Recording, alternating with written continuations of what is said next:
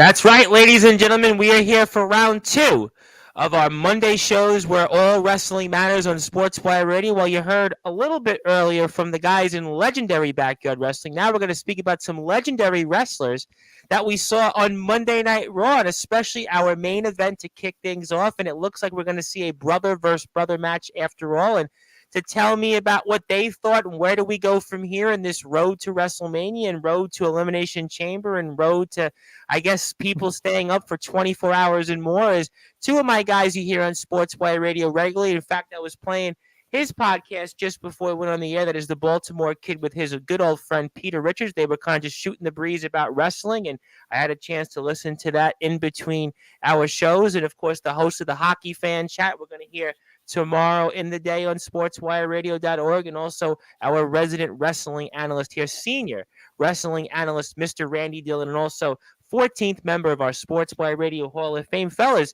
how you doing tonight? Doing great. How you guys? Doing good, man. All right, that's Doing good to good. know. But now I want to know, obviously, how you feeling, first of all, in what we saw in this main event here, because it looked like, main event Jay Uso looked like Yeet was going to win his first singles championship, but then, alas, there was a ringing of a bell.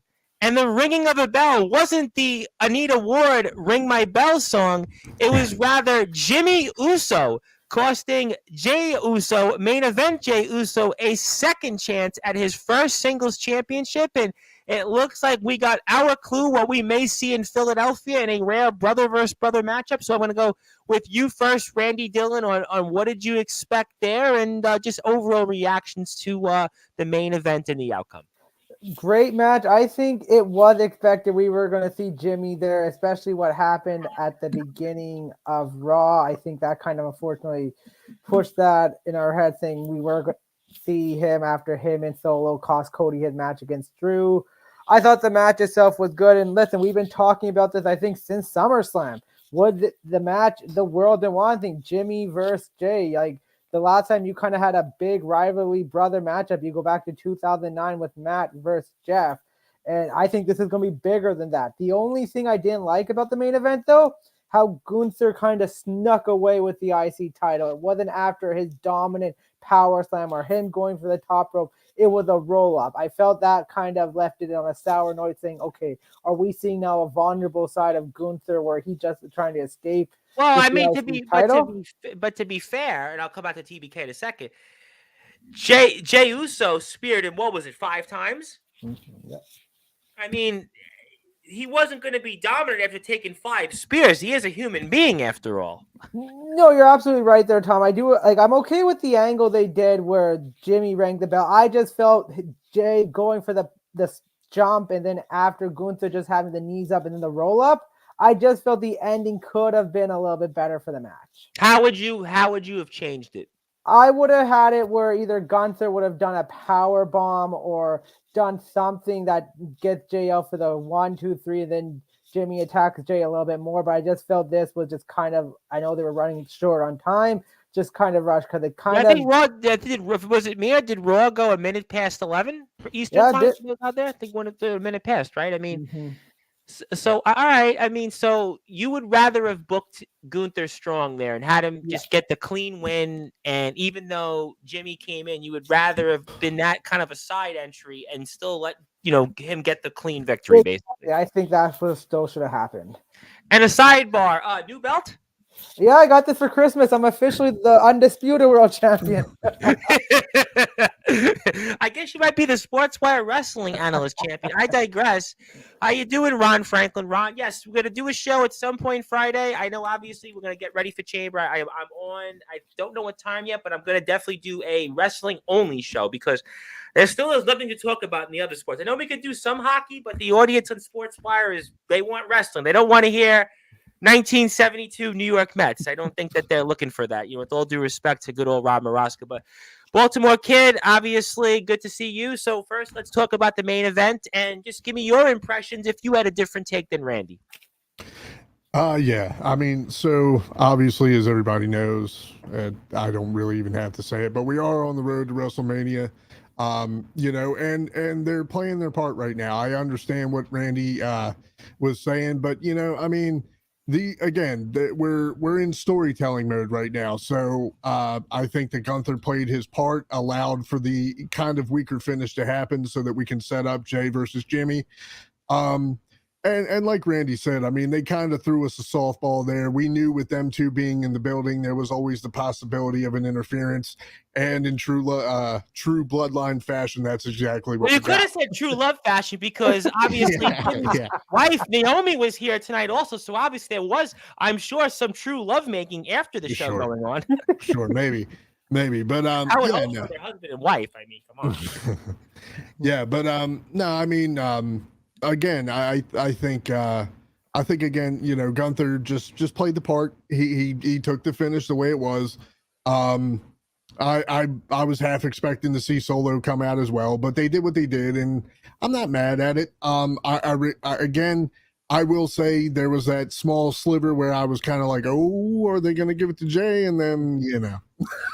So well, he had the 5 spears, and he's getting ready to go up the top rope, and you're thinking, okay, it's going to be victory time, and you get that weird bell, and obviously the guy with the hood, which you kind of knew was the clue because that's been Jimmy before, and there you go, and that was that. I mean, I guess considering it is main event Jey Uso, you know, I guess, was there any other way you would have went differently, TBK, and keeping Gunther with the title? Because, I mean, you still have that storyline with Jimmy and Jay, which I think they're going to touch upon, I would imagine, these next several weeks, is that Jimmy has cost Jay now 2 championships, and he's never won a singles title.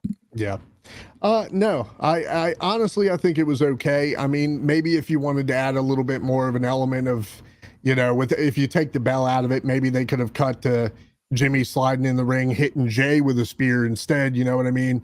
And if you want to overkill it and make Gunther look strong, you could have had him pick him up and slam him for the 1, 2, 3. I think Randy was kind of, he mentioned a power bomb. Yeah, I mean, I think that was kind of, he thought kind of that a little bit. I mean, I understand that. I mean, I understand you want to make your champion stay strong. I get that.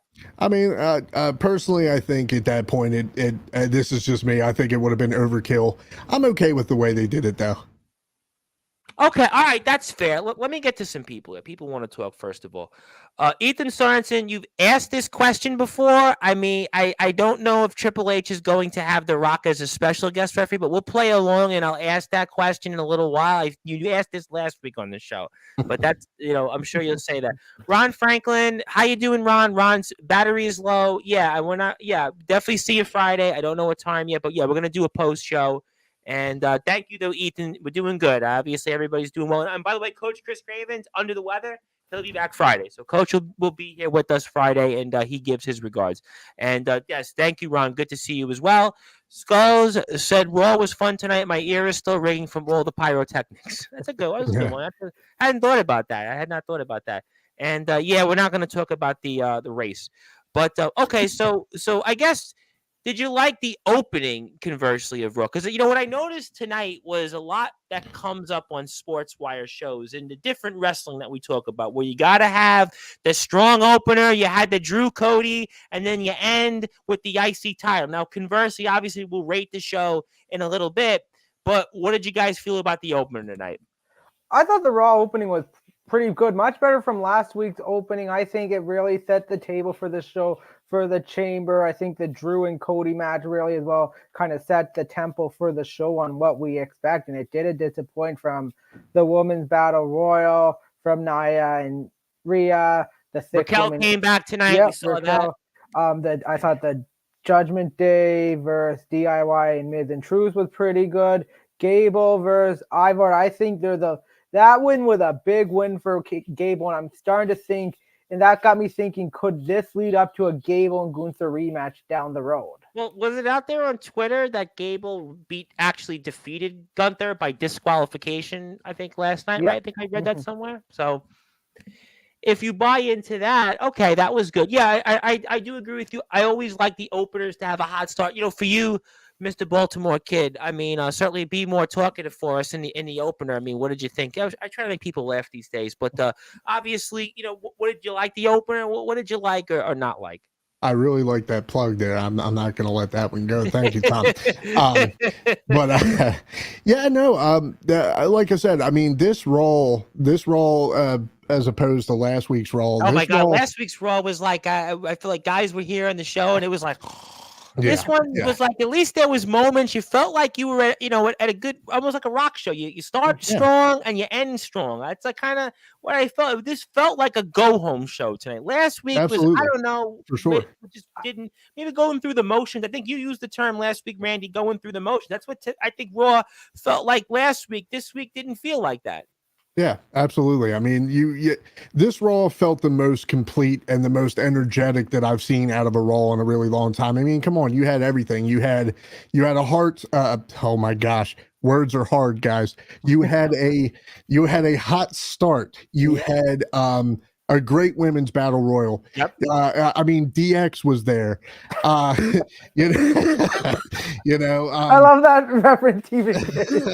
I mean, and then you had a UFC call out during the show, which was unexpected. I mean, it feels like they were. It didn't feel disjumbled. It felt like everything had a purpose. Everything was, rocking and rolling. I absolutely love tonight's show. Let me ask you though, Drew McIntyre gets a win. How big was that tonight for Drew McIntyre? It was big, but I don't like the interference involvements are getting old. They've been old, but especially with him having interference from the bloodline, where he's had beef with these guys, it's I don't like that. It's a little dirty.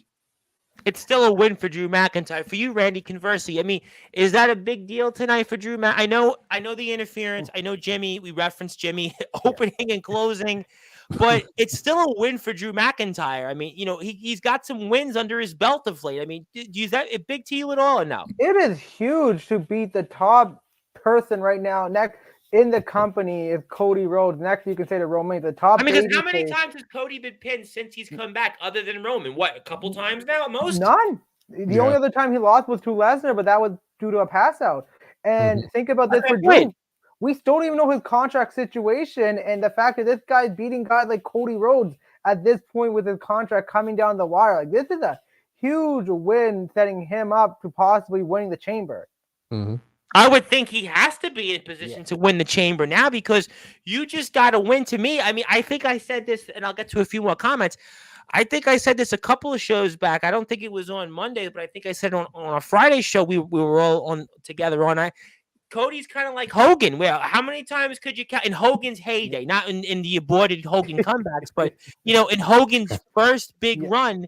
You counted on your hand how many times Hogan lost. And I was thinking about it with Cody. You can count on your hand since he's come back how many times he's lost. A few maybe the 2 tag teams and the 2 single matches. Yeah, I mean, you talk about it again. He's been back 3 years, has wrestled for what, a year plus, and he's been pinned a handful of times. So I think that it's still a huge victory nonetheless. And let me get to a couple more comments here.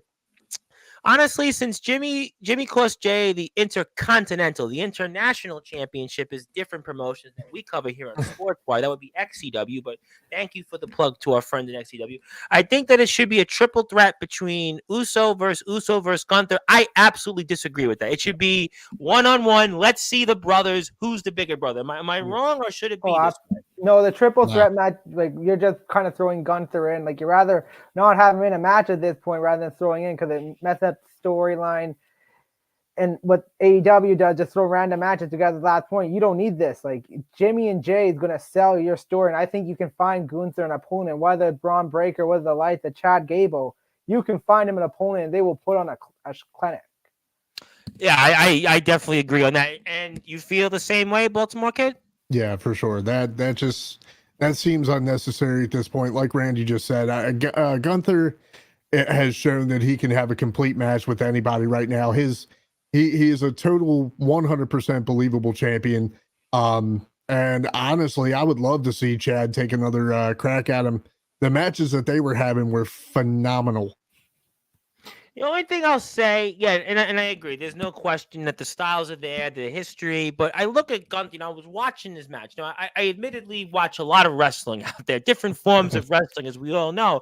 But I took a seat and I watched the main event, and I watched it in a different context. And I looked at Gunther, and I still don't think anybody could take the Intercontinental title off. I look at this guy. I look at his move set. I think but what was it? McAfee had some line about him. He did a move and he was like, he shouldn't do. It was the double drop kick. I mean, to me, he should do that anytime he wants. I mean, guy's what this guy's ring set. I mean, I look at him and to me, this is the world champion down the road. I mean, I still look at. I don't know who can really take the Intercontinental title off him. Yeah. Sorry, TBK. Go ahead. Okay, I'll go. Do over. We'll do over in there. You go. Right. There you go. Yeah, no, I totally agree with you, Tom. I think anytime you try to limit a wrestler's skill set or move set, I don't know why you would do that at all. I mean, that takes me back to when they were trying to tell the Undertaker he shouldn't be doing suicide dives because he was too big. If he can do him, let him do him. Or wasn't it for a period they stopped him doing the tombstone for a period? You remember there was a time that they said he couldn't do the tombstone for a period? Yeah, which is ridiculous. I mean, but anyway, I digress.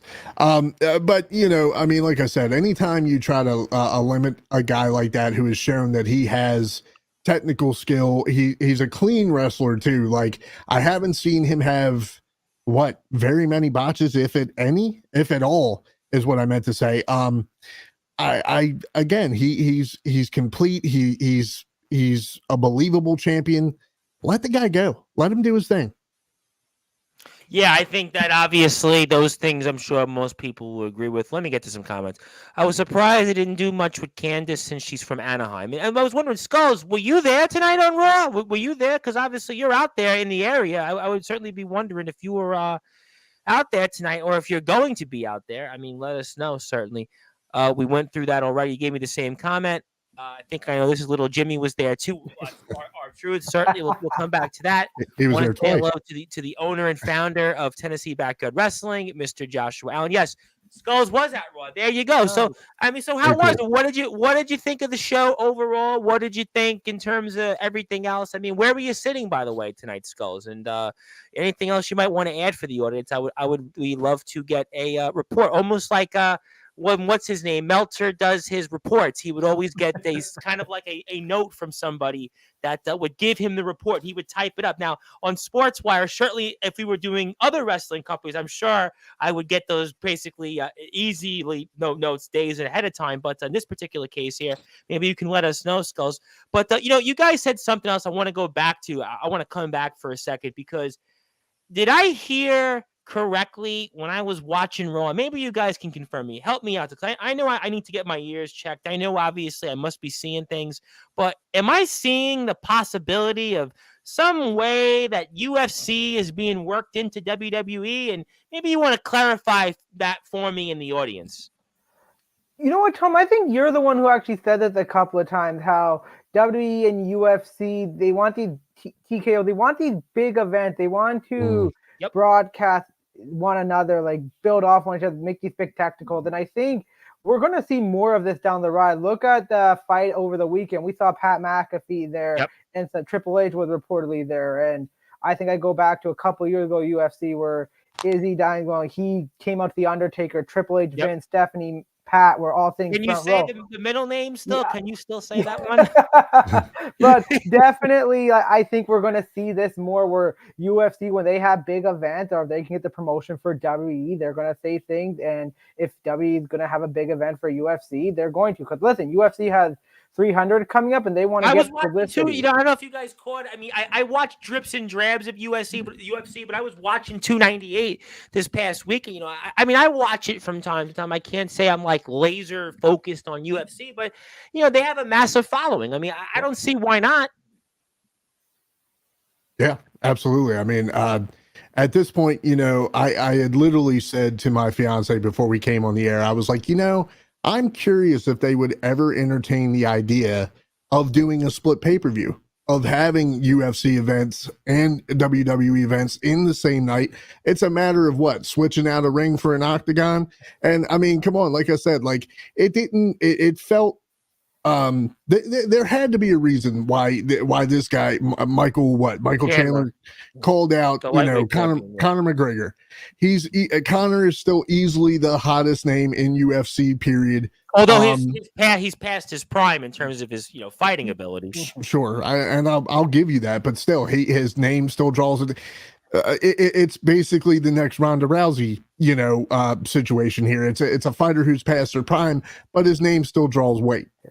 Absolutely. Listen, I mean, I was listening to it was the Mick Foley podcast, and I was listening back to an episode where he talked about Mike Tyson all those years back going into WWF at the time, and Conor McGregor is a massive name, and I mean, I kind of think with Endeavor that it would only make sense in the fan bases, and I don't know how you do that if you could do an all day pay per view. I don't know how that would work. I don't know logistically. I don't know. Either way, it's just an idea. There has been rumbling. I think TKO said they want to do a Saturday, Sunday UFC WWE event. Well, WWE does Saturday premium live events now. I mean, they haven't been Sundays other than WrestleMania in what ages, right? Yeah. And I think they're not going to change that. I think there was a rumor, but I think how much revenue Saturday brings compared to Sunday. Because listen, if these events are out in the East Coast, they start at 8, they go to 11, 11:30. It's a late night for a Monday. You do them on a Saturday, you're better to get more attendance to more people come. Oh, Saturday. You were at a hockey game this past Saturday, right? Yeah. It's Saturday night, you go to a game or you go to a show. It's far different than going on a Sunday night. I mean, Sunday 100%. Night, you're looking at it like mentally, okay, I've got work the next day. Saturday, I'm off the next day, so whatever. So I think in a way, the Saturdays are good, and they got the names that people would want to see. Let me get some comments in here first. Near the stage board. Okay. Joshua Allen. I don't know if he's got a funny line here, but yeah. No, definitely not a Vince Russo report. No, Skulls isn't giving us a Vince Russo report. No, that's for sure. Definitely not a Vince Russo report. But you also said last UFC event I watched was when Conor fought Donald Cerrone. That's a while ago now. Okay, that's a while ago. Oh, wow, yeah. Yeah, that's a while. And he said it was a good show. UFC signs a 5-year deal with the Honda Center. I didn't know that. Okay, that's good.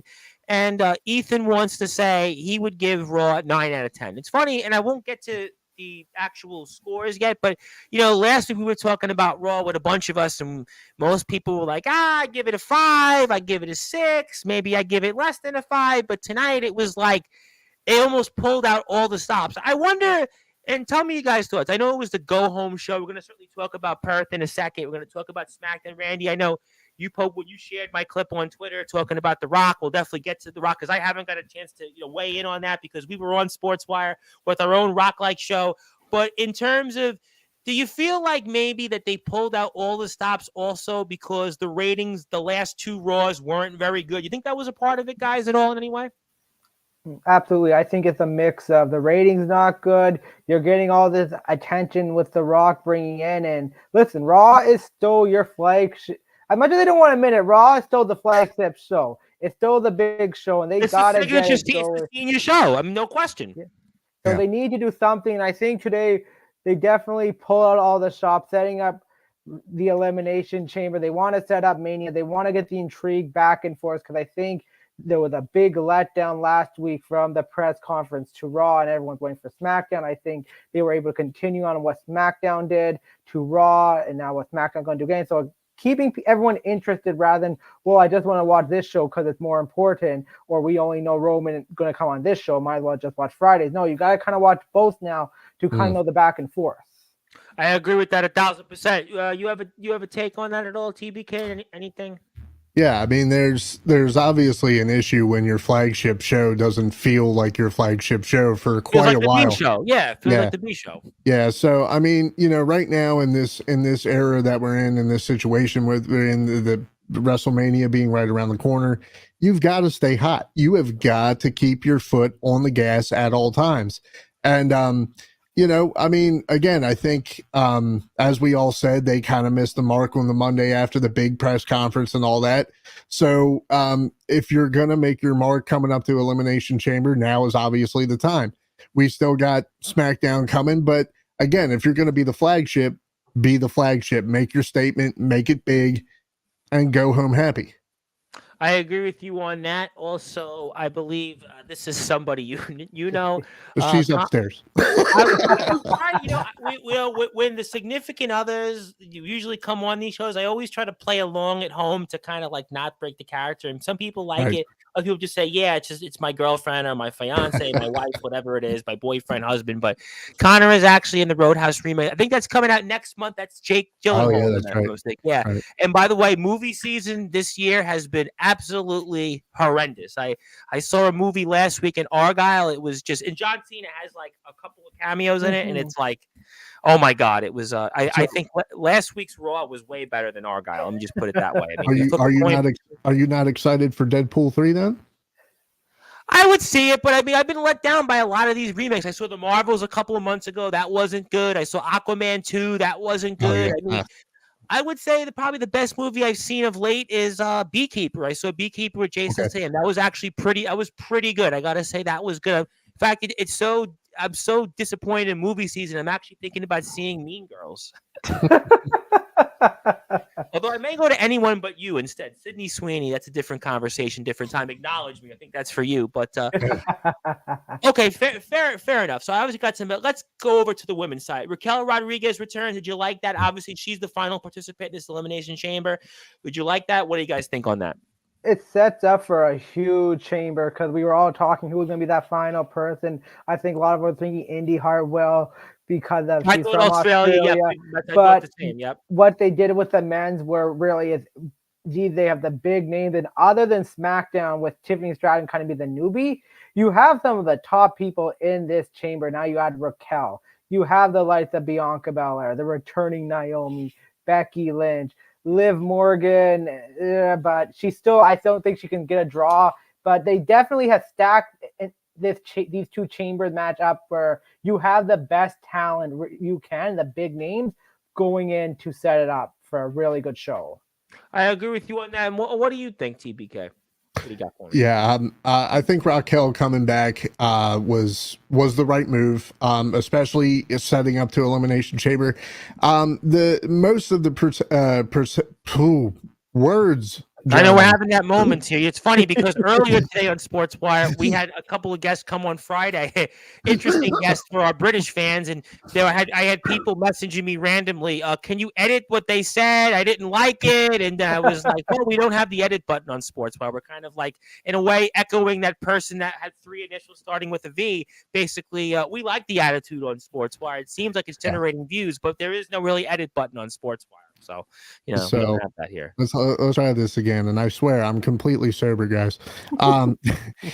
Most of the participants have history with Rhea, so it makes sense. Yep. You got the history with Liv. Raquel, you got the history obviously. with You've got Becky Lynch. We saw that promo, their history. Bianca Belair, certainly.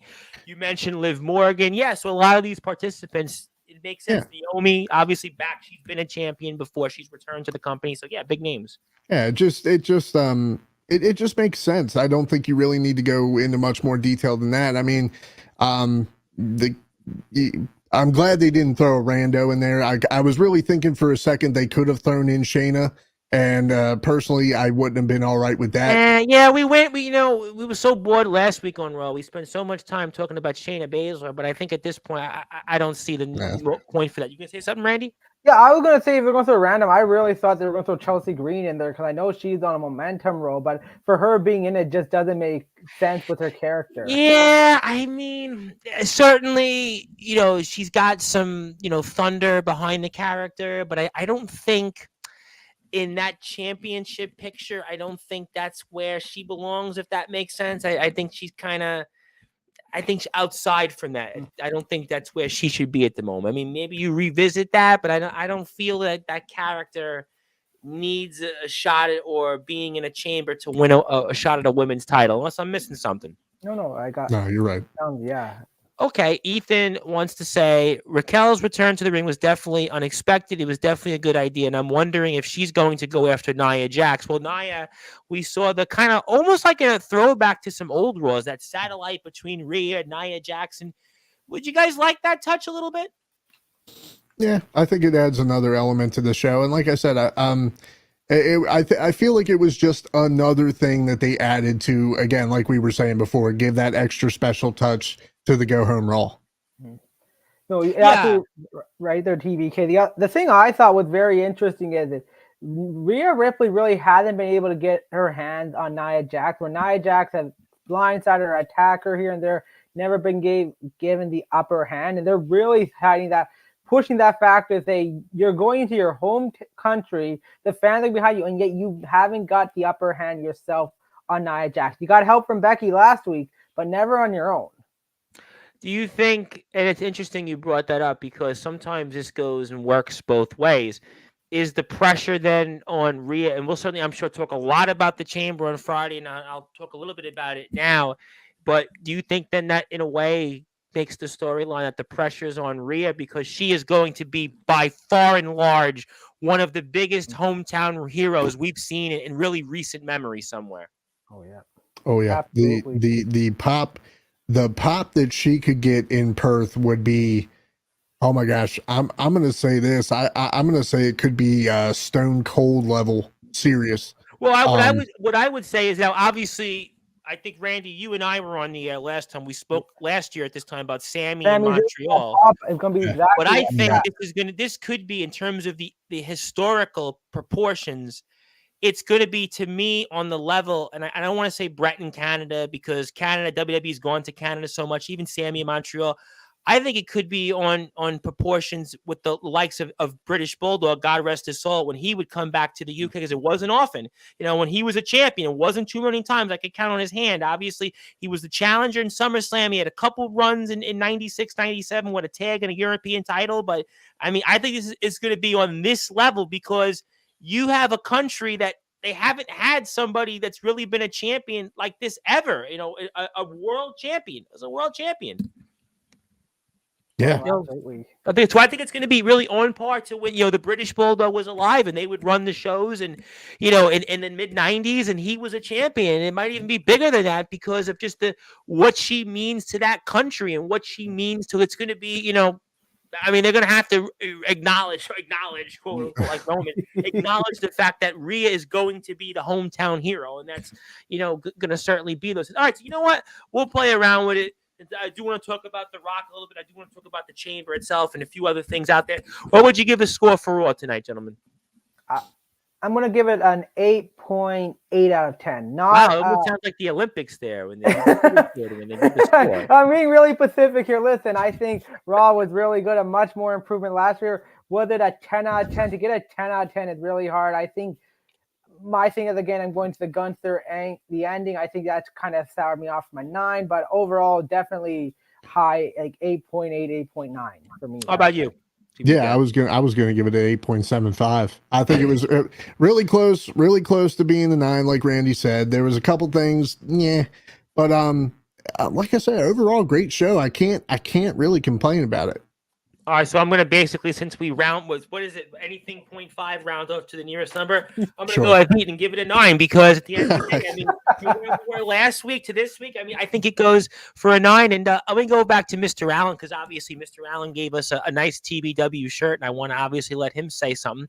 Speaking of The Rock, do you think he'll sabotage Cody or turn on Roman? Mm-hmm. Sabotage Cody. Turn on Roman. I think Why turn on Roman after what I saw on SmackDown? So going back to SmackDown, like I love this whole this Rock persona, like the 2003 Hollywood Rock persona. It's such a shame we only got so little. I know we got 3 months out of it. 3 months, and it was probably some of his best work. How entertaining he was. I think. The one thing I've always looked at The Rock, he always wanted to be the big head. And you even saw with the Nation of Domination back in '98. He wanted to be the leader, which he led Farouk out. Yep. He knows right now he is not a simulation with Farouk where I can just kind of manipulate and get on top. He knows right now Roman is the leader because he has the belt. Well, even in the corporation, when The Rock was in the corporation, and then they did the turn with Triple H, and then for that brief period, Triple H and The Rock were in the corporation, which turned into the corporate ministry, and it turned into a whole, obviously aborted thing. But The Rock, he's never been in a group really with somebody that's his equal. I mean, I guess maybe I would say, The Rock for that brief period for a few weeks, The Rock and Triple H, but even then, I would say Triple H wasn't to the level yet, but The Rock has never been there with somebody that's on his equal or his 1A, you might want to say. Yep. What do you want to say, TBK? I see you want to jump in. Well, like I said, I'm sure you saw me do it there. Yes. Look, I think the devil is in the details, man. Rocky threw up the L. Yeah. This is not acknowledging the tribal chief right there. And if you paid attention the whole time when he was talking, he's pointing to Rock saying, "I'm going to make sure I do everything to make sure that you're a loser, this, that, and this, that." I think it's the small, fine little details. And of course, I wasn't the only one to pick it up. Everybody was making the same, Well, Mr. Allen that's what his comment was. He wanted to ask what people thought about that. So, yeah, I think, like I said, I've gone on record. I'm going to say it again. The Roman has to lose in spectacular fashion. It cannot be anything less than that. If it is, then this whole storyline just goes down the toilet. Well, you and Peter were talking about it on the podcast that we played before we were on there, which is on sportswireradio.org via the Listen Live button. You get a chance to hear it throughout the week. And I know you spoke about it on your show with Randy and Coach Chris Craven. But I mean, so if you're telling me, gentlemen, tell me your thoughts. Obviously, now this is a segue into it a little bit.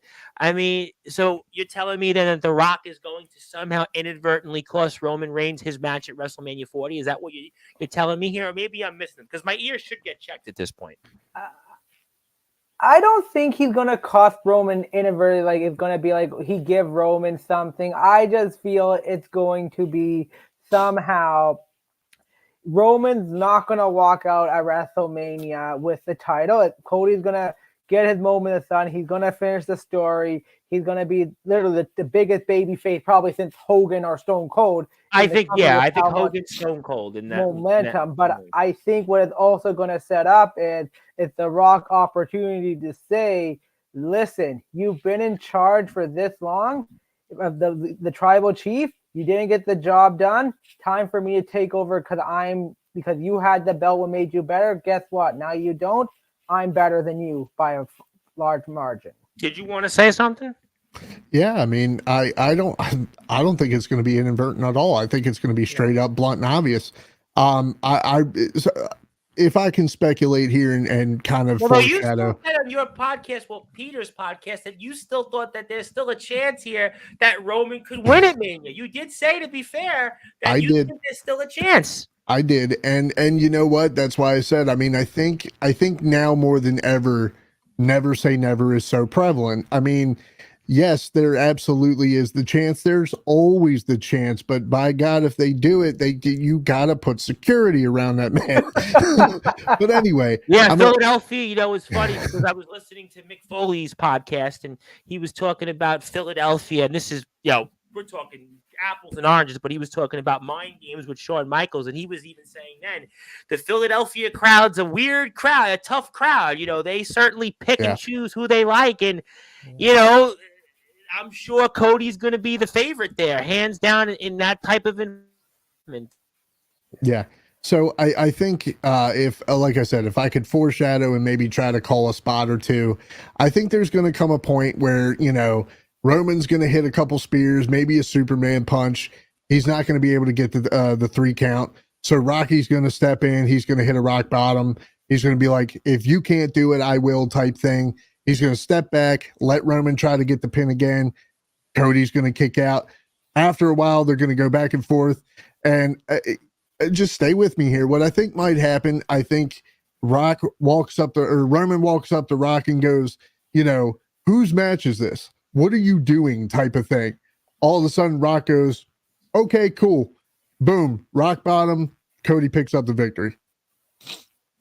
All right, let me ask you this follow-up questions. We're here with TBK and Randy Dillon talking all things related from the fallout of post-Monday Night Raw, leading you into the Elimination Chamber this coming Friday, SmackDown, of course, the road to WrestleMania. My name is the Reverend Tom Bryce, your voice of all wrestling, where all wrestling matters here on Sportswire. And if you want to hear these guys and their podcast, you can do that here right below. We have a link which you can listen to anytime, 24 hours a day, 7 days a week, 365 days a year on sportswireradio.org. If you have a podcast out there, if you want to hear yourself on the air, you want to be a DJ, anything that you'd like to be, you let me know, and we actually do this on behalf of the community for free. So I handle all the cost, all the maintenances, all the production, engineering, all that stuff. We take care of that on my behalf to help you get your chance to be heard out there. And also, if you're on YouTube, as always, give us a sub at Sportswire Radio. We have over 550 subscribers. Facebook just reached 750 followers. I thank everybody for that. We were also back here tomorrow, 3 o'clock Eastern time, to induct the newest member of our Sportswire Radio Hall of Fame. He is our 42nd member. In our 5th class, he is the current Cutlery Championship Wrestling Carnage Hardcore Champion, Jam Dog. And Jam Dog is going to be here to talk about his match this Saturday, also for the tribute show to our very good fallen friend, Sean Duffy, Mr. Carnage. He's going to be wrestling Sugar Ray Taylor. Sugar Ray Taylor, a well-known, respected wrestler in the British UK wrestling scene for many, many years. He's going to talk about that match before Sugar Ray Taylor comes on the air at the same time Thursday night. So we're going to have a lot to talk about here. Jam Dog is here to take his place in history. You can follow Cutlery Championship Wrestling on all their pages, especially Facebook, Cutlery Championship Wrestling, Carnage Championship Wrestling, Coming Out Championship Wrestling, also CCW UK NE on Twitter, CCW UK Northeast on YouTube, where you can watch all the content there. I want to thank, obviously, the company for their support over the past 2.5 years, and I'm looking forward to having Jam Dog here take his place in history. Okay, so let me ask you, though, this question before I come back to Ethan.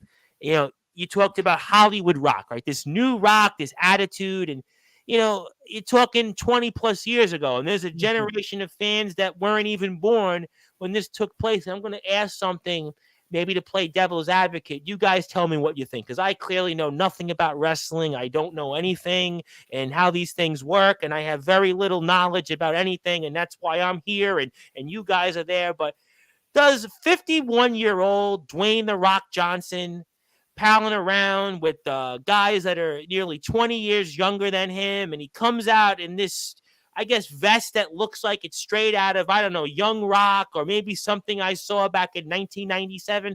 Does that work, and can he pull something off like that? I'm curious what you guys think about that. I think he can.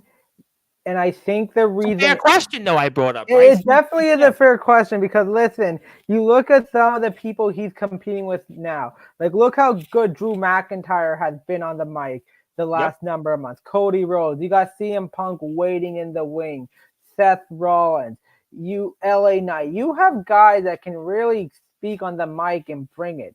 The one thing with The Rock is always, and what he showed on Friday night, and he can still talk the talk. He can still lay the promo. He can still electrify, get you excited or get you angry on how he pronounced it.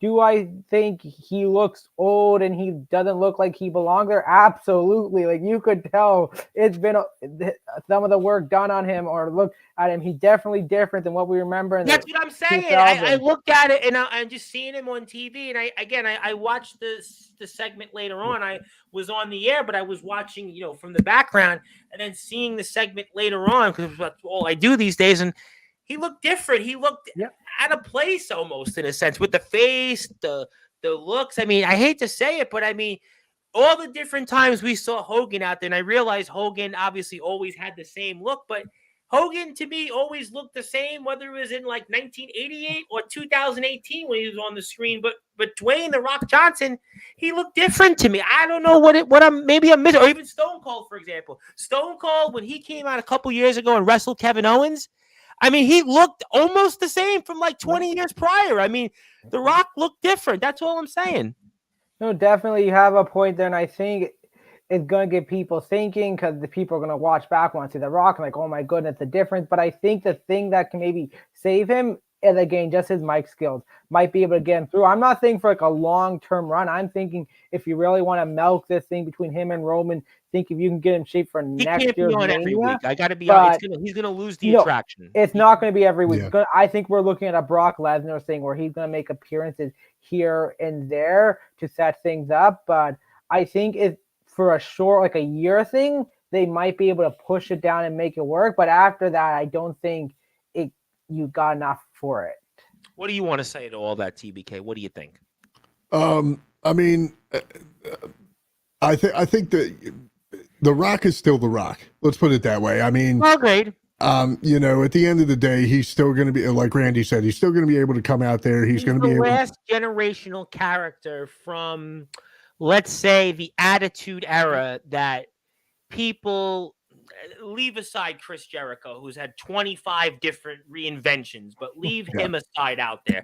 The Rock is the one character that in 2020, a generation ago, that people might want to still see on TV somewhat regularly.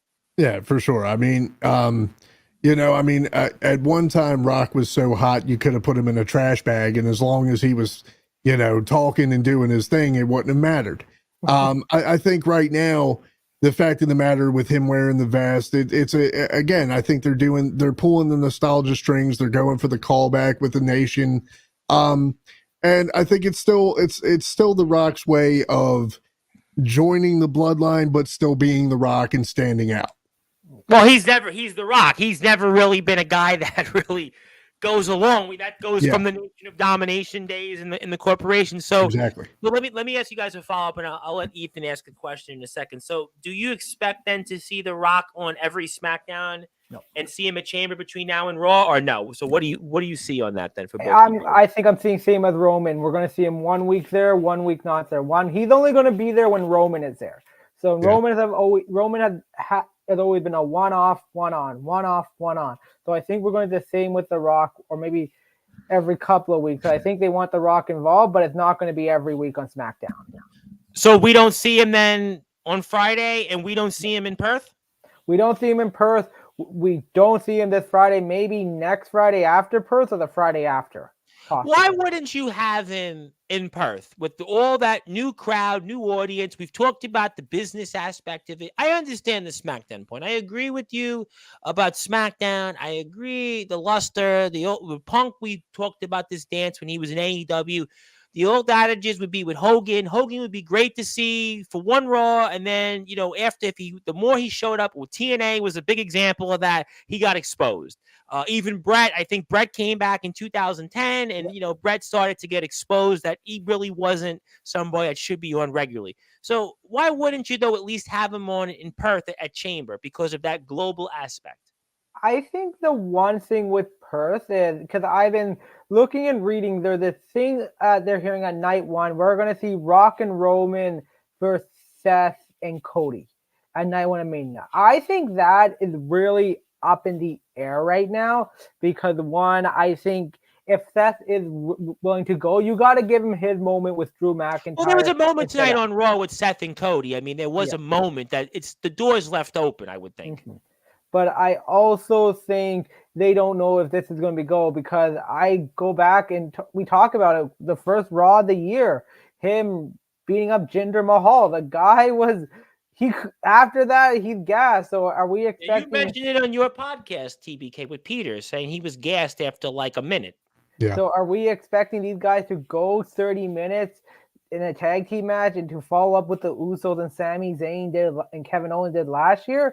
So that's where I think, are we saving this for another confrontation for another time? Or there going to be a way where they're going to try to get Seth out of the picture to make Cody feel like all his own? Because at the end of the day, if Seth is defending that title, he gotta look at his back and see, okay, what's my biggest target going to be? And I think this is going to get a big indication on the Grayson Waller show, because definitely we're not going to see Roman or Rock there, but we're going to see Heyman there for sure. Oh, for sure. And I'm going to certainly make some people's blood boil here when Ethan Sorensen has a comment. And he says, honestly, Tom, I would say that Roman Reigns should just pin Cody Rhodes clean rather than have outside interference. See what I mean? I told you that there are people out there that think, you know what, Roman could still pull this off and do it cleanly. I mean, guys, what do you think? He could pull it off. He's not going to do it clean. If Cody lose, I think Coach Chris has said that if Cody loses 2 times in a row, I don't know how you come back. I've said that here several times on shows. I think I've been on 4 podcasts in a month outside of Sportswire that I inducted into our Hall of Fame. And I said, I don't know how you'd be able to sell Cody Rhodes if he loses again. I don't know how. It's like the NHL, Tom. Like Corey Perry, 3 trips to Stanley Cup final? He's lost all 3 times. That's going to be like Cody Rhodes. He gets the big dance, and he can never do. I think JBL said this a few years ago on Raw about, I think, with Roman Reigns or someone when Roman was a face. Like, Roman got to the big dance. He's always been a bridesmaid. He's never been the bride. And you don't want Cody to, and we're going to put Cody in that because Cody literally is the top of the class right now. Well, I mean, we go to wrestling terms. I mean, I had brought up, many times Lex Luger. I mean, Lex Luger was kind of the bridesmaid guy. I mean, he won the world title, but he held it for like days. I mean, in terms of his run, he was always the bridesmaid. He'd be in the main event. He was in the main event, but he was never a guy that you'd say, okay, he's a world champion, and you run the risk of that. So, I mean, for you, Baltimore, I'm going to let you answer it because Brandy gave his answer, and I let you now answer. I think I pretty much said it. Like, okay. Yeah, there's no way. There's no way that if he does retain, it's gonna be clean. That because of history, it's just not gonna happen. I mean, like I said, this match here, it has to deliver. It has to deliver. I mean, if you're gonna go with Roman Reigns winning, I don't know how you sell that, because we've seen every interference angle that we can see now. Like, unless you bring out some other outside family member from 20 branches down the damn tree, like I don't know. Just no. I'm sorry, Ethan. No. TBK, there's some hidden like branch we're gonna see where like shaded out and like the Rock's gonna show like the bigger bloodline ever. Right. Like, I told you about this tree, but what I forgot was there's more. Well, I hate to say it. I mean, The Rock's daughter is the NXT general manager. We throw her in the storyline. No. Nia Jax. No. Nia Jax is available. That's a good one. Nia Jax is part of the family. Technically, Jesus. I mean, she's out there. Naomi's out there. I mean, there's. I'm sure Rikishi's still alive. I mean, I'm not saying that these are things to go with. Okay, so obviously we'll come back to that on Friday's show. But let me ask you, formally on SmackDown. And then maybe we'll get to a few other things and sign off for the evening. Braun Breaker on SmackDown, you like that or what?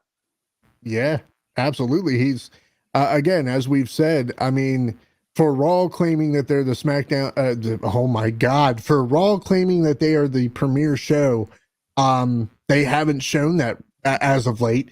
So why not put a up and coming fire talent on a fire show?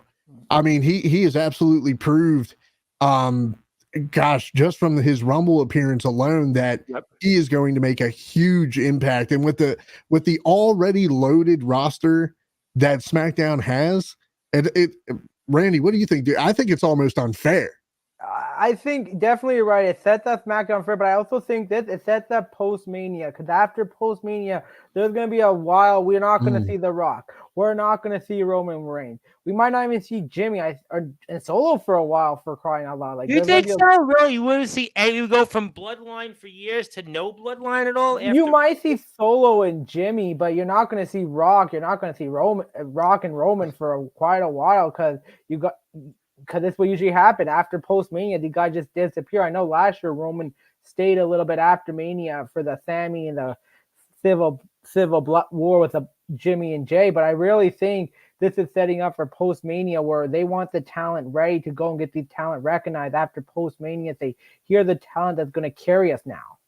So are you saying that, in a way, you made an interesting take, and let me ask you both this question. Are you saying that WWE, let's say if they finally pull the trigger here and Cody wins this, because there is still people out there that, TBK talked about it on his podcast with Peter, that Cody, let's say he wins though, are you meaning to tell me that WWE might be going now to see a transition, almost kind of like, in a way, it's a new era in that Cody's the champion? So let's see what he can do, a la similar to, let's say, when Stone Cold won it off Shawn Michaels, or let's say when John Cena had won it off Triple H, or, let's say you're going to go back Warrior, WrestleMania 6. I mean, we've seen this before. We've seen these stories of guys, Seth Rollins in the past when he won the title. So, I mean, are you telling me then, if we're going to go with Cody, that you might see guys like, for example, Roman off TV, because now we want to see,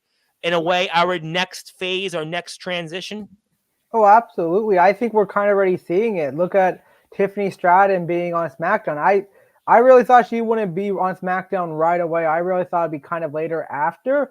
And I think we're setting it up. Like Jade Cargill's still in the mix, and we're gonna see her probably shortly as well, like coming up. So I think definitely we're gonna see a transition where a lot of the big names are gonna be taking a step back. Because listen, the reports on Seth, he's bunker down. Gunther, like look how I even wonder about guys like AJ Styles. I mean, AJ Yeah. Styles on SmackDown. I mean, what does he, do? And Randy Orton. Randy looks great, but I mean, how much does Randy Orton have on the table?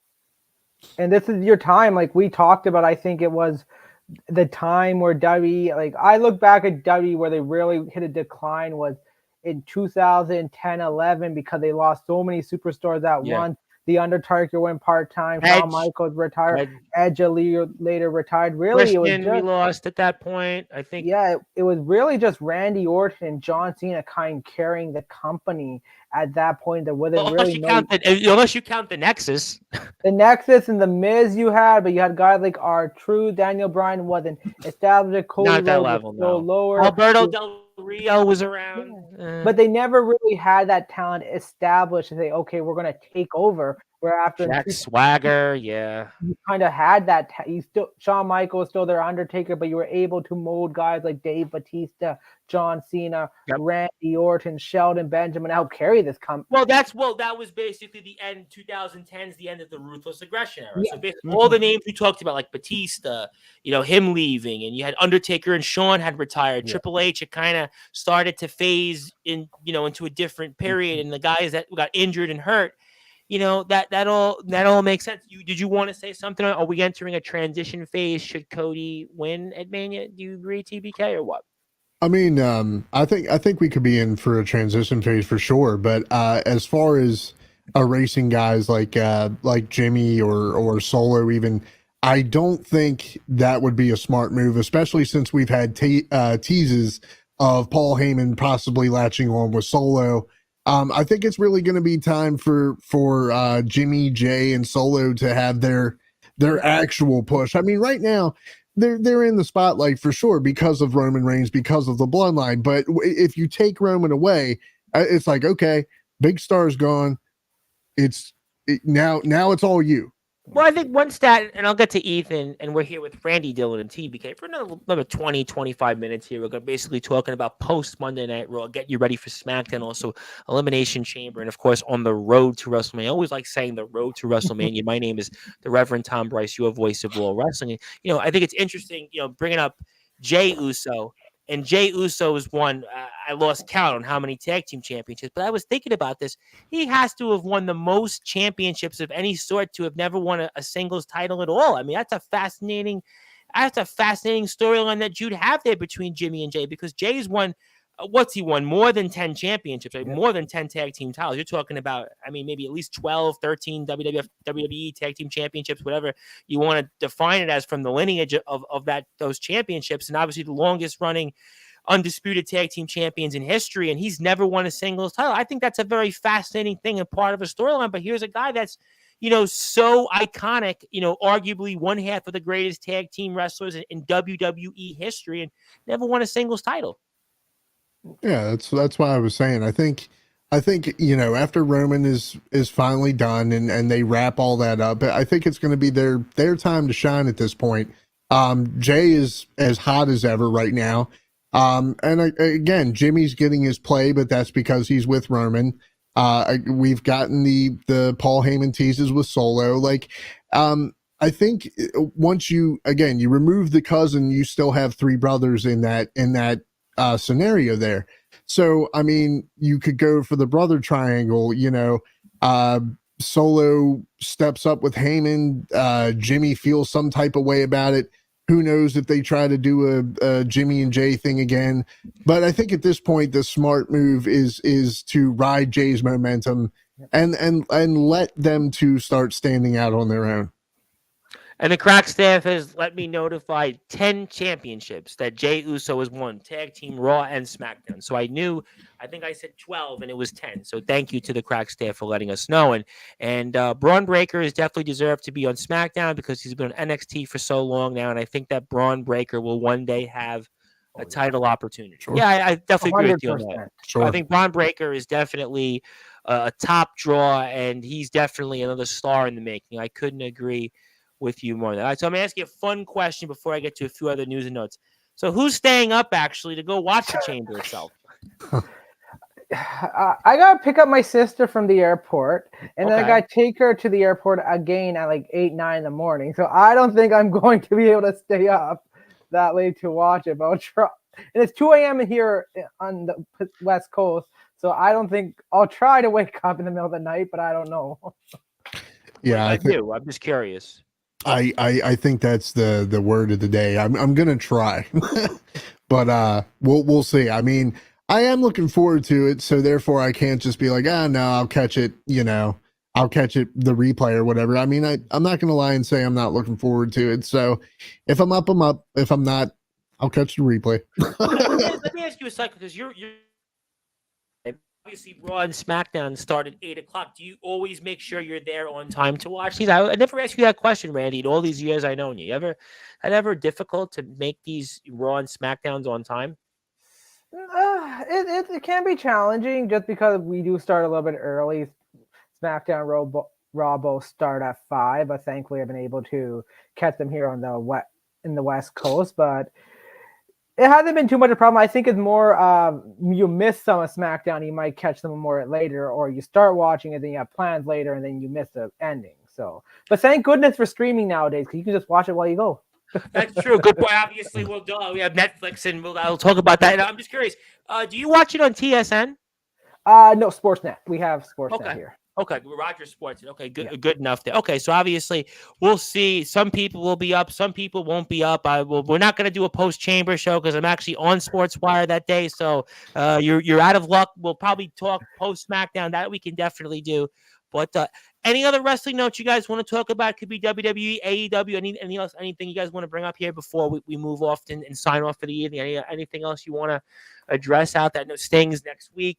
We'll see about that. Any other notes you have out and such? I know Scott D'Amore, I read, was trying to buy TNA apparently. I mean, any other notes out there for anybody out there want to throw out the thing I want to bring up, Tom, we talked about AEW attendance. They can't sell out 3,000 fans. I heard. Yeah. It's like they are struggling. And listen, I don't know what the future of the company going to hold. I know everyone's saying the cons are loaded. Yes, they have the money depth, but at one point, how much?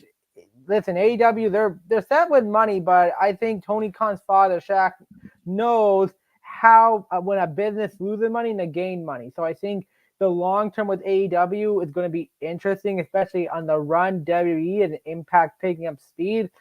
We'll see what Mercedes does when she showed up. But the funny thing is, she tweeted a picture of her and Bayley winning the tag team titles. I did see that a few days ago. So it really gets me thinking, okay, is she really going or is she planning something else? So the only thing I'll say before I get to TBK in a sec, Bischoff was saying this on his podcast a couple weeks ago, and he talked about, sure, AEW could survive, even if for whatever reason Turner doesn't renew them. But realistically, they could go somewhere else, but it's never going to be what they've had currently. That's why the network deal is so important for them because, again, you have an outlet, but if you're not doing live shows and you're not generating revenue from that, how does a company make money? It's hard. How do they make money? Merch.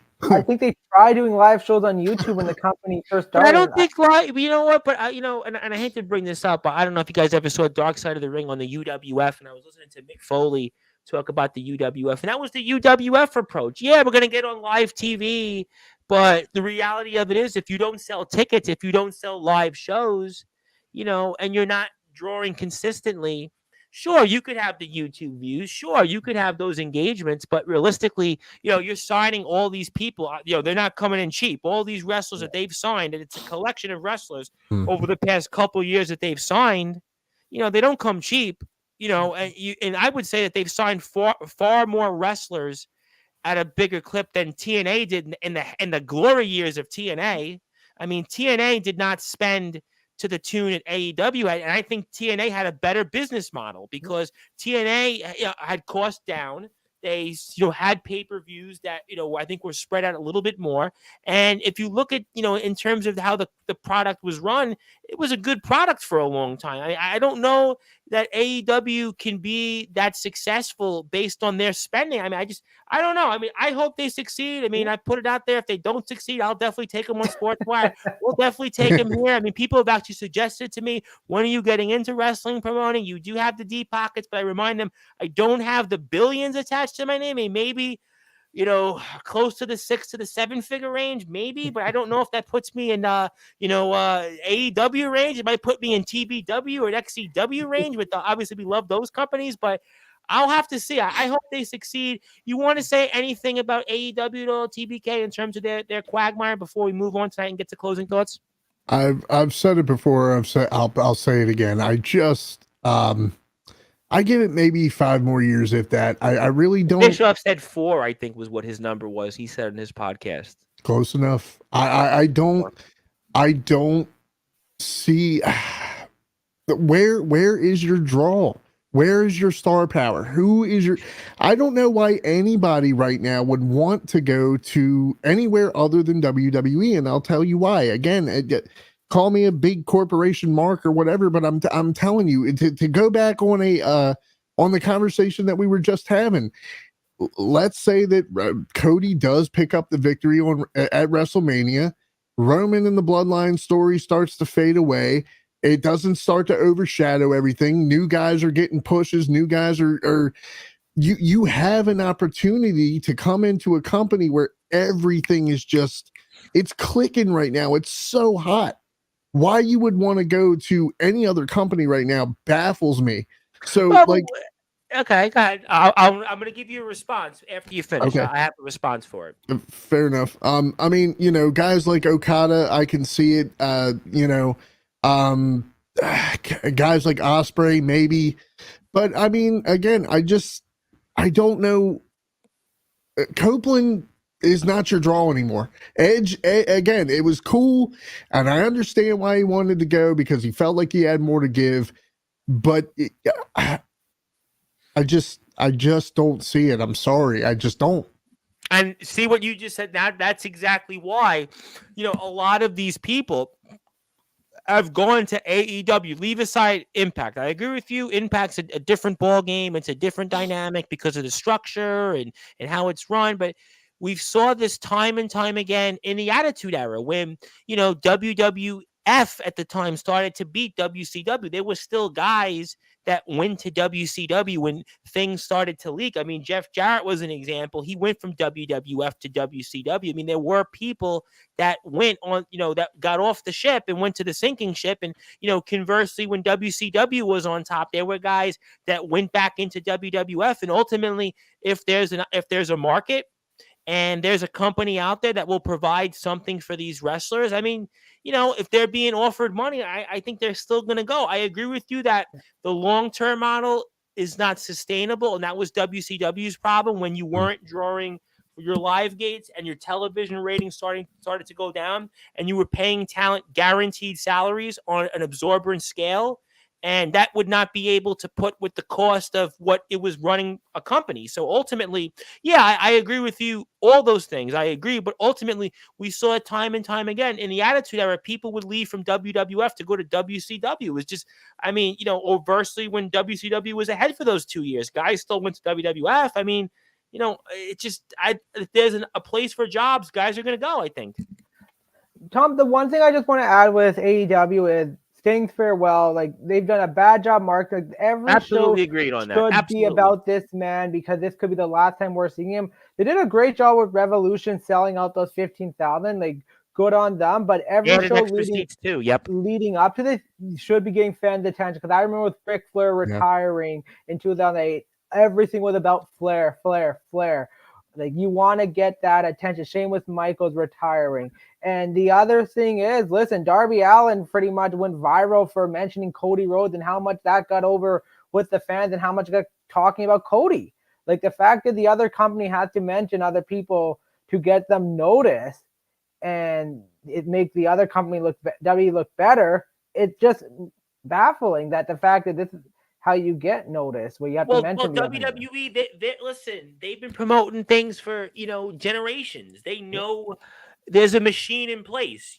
There's not a machine in AEW. There's no AEW machine. But they have the wrestler. They have the likes of Jarrett, like Arn Anderson, been with WWE for so long. They've have Dustin Rhodes with Dusty's knowledge being his son. Like they have. They didn't even promote Rhodes and Von Erich wrestling together. Look at Rampage, right? Rhodes and Von Erich should be because of the mainstream attention, right? With the movie Iron Claw that's out there, right? That should have been all over the wrestling tabloids, and it wasn't. It was like almost like the promoting there. What I see with Tony Khan and AEW is they want this kind of like my cousin said that they want these kind of dream matches where you see, oh my goodness, this dream matches and these guys like New Japan and you're booking for all these guys. Mick Foley used the line once, you're booking for the internet. That's the problem. Exactly.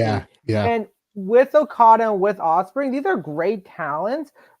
Good on, like these are well-known talent, but the fact is, how much are these going to be recognized to the North American fans who's going to be watching AEW television? Like Will Ospreay got this chose AEW because he knew he can go back and forth between the UK at pleasure. He doesn't have to go back every week like if he did with W and other companies. Same with a lot of the New Japan wrestlers. They know that I can stay in overseas for a while, then come back, come over, and they're going to get paid regardless.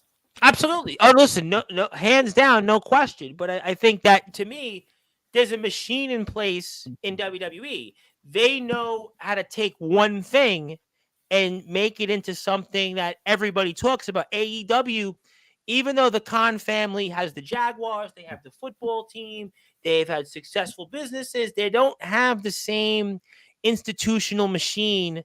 It's almost like Coke versus, let's say, store brand soda, right? The store brand soda might taste good. It might taste just as good as Coke, but if they don't have the name and the whereabouts to promote why I should try that soda. So WWE, they have those abilities. They've done that, and I think that's the challenge that AEW continues to stumble upon. And, I think that it's different even than when TNA Impact was doing well because they were doing good.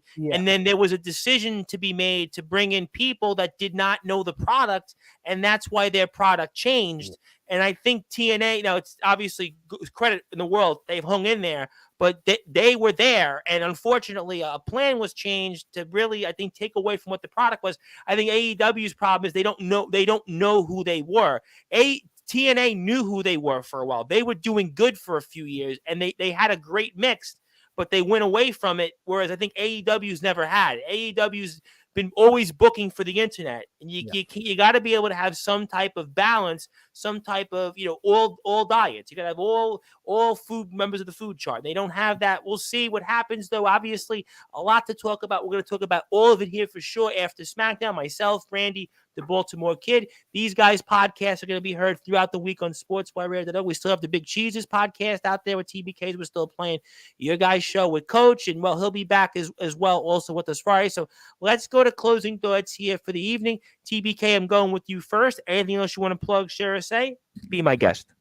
Yeah, I just on the whole AEW front there, real quick. I really think the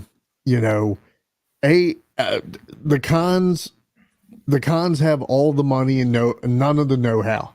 The deep pockets are great, but it'll only get you so far. You cannot buy the fans, and I think that's what they've been trying to do. And I mean, if you WWE, right? Like I said, these guys, they know what they know. They know this business. If you look back to when, again, I mentioned this on one of our shows before, they pulled in my eyes was a huge power move on AEW when AEW was bringing in Hall of Famers and legends. They were getting Ric Flair, they were getting Sting, they were getting Adam Copeland. WWE responded by having one of their biggest legends, one of their biggest Hall of Famers appear on their developmental show. Undertaker, man. And they set him up to and Cena was on that show too, I think that night. And John Cena and they Cody opened it up. Yeah, and they set their newest rising star up to have his moment with arguably, like I said, one of your biggest Hall of Famers, one of your biggest legends, and Bron Breakker. And look at this kid. He just, like I said, just got his contract to SmackDown. They're not trying to, it's like they're not trying at all. They don't have to, you know what I mean? Because they know for once, finally, with old Vince out of the way, I've been saying that for weeks. Yeah, with him out of the way, they finally have their finger on the right pulse, and that is on the pulse of the fans. It is finally about what the fans want.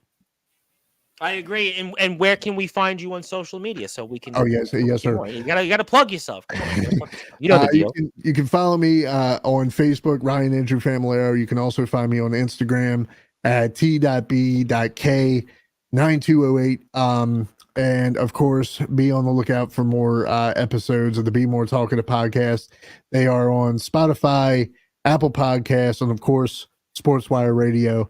Got to give you the plug. Because we actually, again, generously, kind of like the Cons and the Carters, we provide an internet radio station out of the goodness of our heart to give people, we give them a chance to play their podcast. We do that. That's really something that my predecessor had done, and I taken it. And, we want to give people, we love to give people opportunities to hear different voices. That's why we want to really plug that website there. Yes, sir. God bless. Thank you very much. I appreciate that. Great stuff. Yes, I'm enjoying your podcast, and we love giving everybody an opportunity to hear their shows like Randy Dillon's. And Randy, our undisputed champion there, I'm giving you the floor. And anything else you want to plug, share. I'm also looking forward to hearing your podcast tomorrow as well. I'm going to play that one a couple times, and I'll get a chance to hear that before I go on the air on Sportswire and be my guest and fire away our 14th member of the Sportswire Radio Hall of Fame. Thanks, Tom. Always a pleasure to be on with you and TBK. Just going off with TBK's point, saying how WWE's on the pulse, giving the fans what they want. And I think what they're really doing is they're listening to the fans. They're giving them what's going to excite them, keep them interested.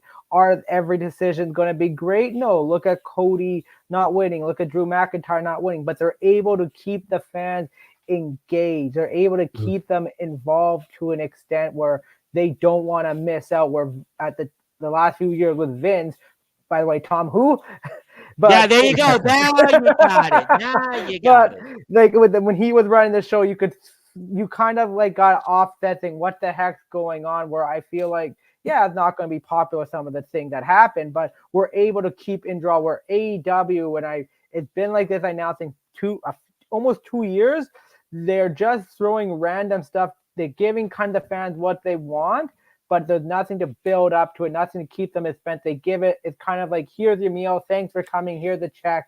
We'll see you again if not. And I feel like that's what they're doing. But WWE, they're making you come back for more. That you want to see more with WWE. And I think right now with the road to WrestleMania, Rock and Roman, Jimmy versus Jay, the Elimination Chamber, we want to see more what's going on. That's why I think this product is all hot. It's been in for such a long time, and it's been a pleasure to talk about it and exciting to watch. Absolutely, and we can follow you conversely also on social media at Instagram and Twitter at Randy Dillon. So make sure if you're out there, follow this man. And I want to say hello once again to my buddy, Mr. Levi McDaniel. And Mr. McDaniel, before we sign off, we were talking about the fallout from Monday Night Raw. We were also talking about AEW and their struggles, and we were talking about the Elimination Chamber, if people were going to stay up, and also some of the things we saw on SmackDown. But as we always talk about, there's a story purpose in WWE. AEW, there's no follow-through. It's almost like if you ever played basketball. As a kid, when I played basketball, my coach would always tell me that when I rebounded the ball, I had to make sure to pivot, and I had to be able to pass the ball out so my guard can go bring the ball up the court to be able to create a play. And AEW's problem is they can get the ball, they can rebound it, but they're not quite able to pass the ball back out to get it to somebody who can kind of start the play and execute the play to be successful. I think that's kind of, in a way, AEW's problem has been, in terms of, they certainly have a great roster. They have a collection of stars, collection of some of the biggest names that have been in this sport, but they're not being able to execute and how to properly use them and utilize them. Whereas WWE, because of the machine, the name, they're able to kind of figure out what works and what doesn't work. And even when they lose guys like a Copeland, they lose people like Saraya, who was a big name. You don't have a Jericho, you don't have a Christian, Miro, for example, all these different people. If you lose Sasha Banks, WWE's not going to miss a beat because they know how to work the people that they have, and that's the difference. But again, we'll see. Obviously, hopefully AEW can get it right. And if you're on Sportswire Radio, I encourage you, give us a sub again on YouTube at Sportswire Radio 6570. And our internet radio station is there. If you have a podcast or any other suggestions, these guys' shows are on there. You can also join us, and I'll be back here once again tomorrow or today now, depending on where you are, 3 p.m. Eastern Time, 8 p.m. British Standard Time, to be inducted as the 42nd member of our Sportswire Radio Hall of Fame, second member of our 5th class, the Colory Championship Wrestling Carnage Hardcore Champion, Jam Dog. He also won the Colory Rumble that we saw at Fighter Strike 3. He had won that technically, and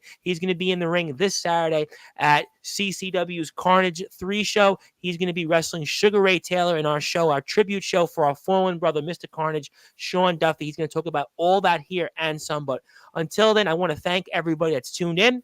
Thank you for being a part of Sportswire Radio's Post-Raw show, where all wrestling matters. My name is the Reverend Tom Bryce, your voice of all wrestling. Alongside me is the host of the Be More Talkative podcast, TBK, host of the Hockey Fan Chat, our senior resident wrestling analyst, Mr. Randy Dillon, our 14th member of our Sportswire Radio Hall of Fame. But until then, good morning, good afternoon, good evening, wherever you are, on the number one global radio station that is Sportswire Radio, where all wrestling matters.